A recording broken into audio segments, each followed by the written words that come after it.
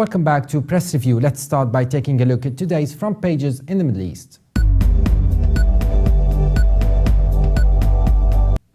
From Beirut, the Daily Star reports that George Clooney and Amal Alamuddin are planning to wed in a London venue this September, according to sources close to the couple. The paper also reports that the army arrested 5 suspects in Beirut's southern suburbs after seizing ammunition and military equipment from 2 separate residences.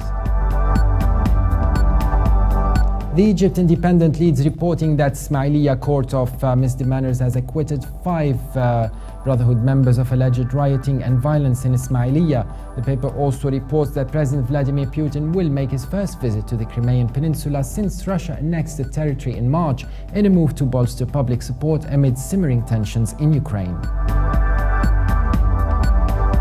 The UAE's Gulf News reports that the UAE Foreign Ministry thanked the efforts of Yemeni authorities to safeguard the mission's headquarters in its diplomatic corps in Sana'a and lauded the efforts that foiled the operating targeting UAE diplomats in March.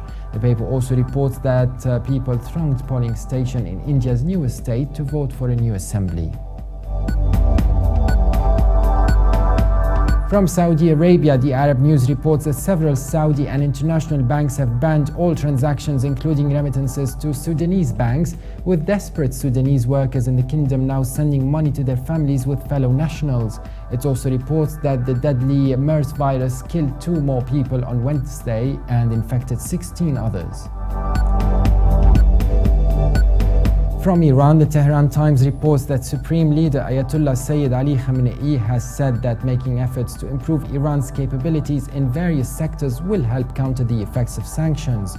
The paper also reports that Iranian President Hassan Rouhani says his government will spend revenues it gains from implementing the second phase of the subsidy reform plan to improve the public health and transport services.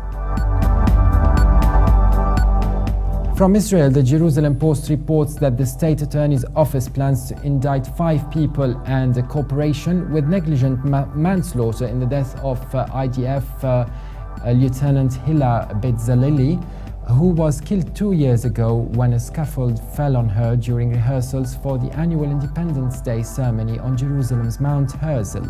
The paper also reports that the rush of price tag attacks against Arabs in northern Israel continued as vandals scrolled the Star of David on a vehicle and slashed its tires.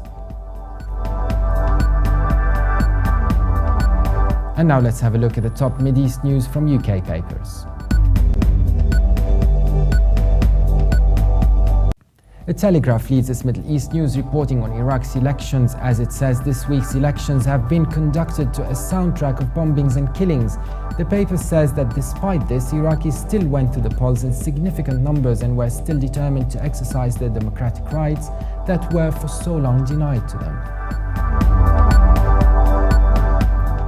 The Guardian reports that Iraqi novelist Ahmed Saadawi has won the Arab world's most prestigious prize, the International Prize for Arabic Fiction, beating 5 other writers from around the Arab world. The paper says Saadawi is the first Iraqi to win the prize and is widely recognized as a strong and thoughtful writer.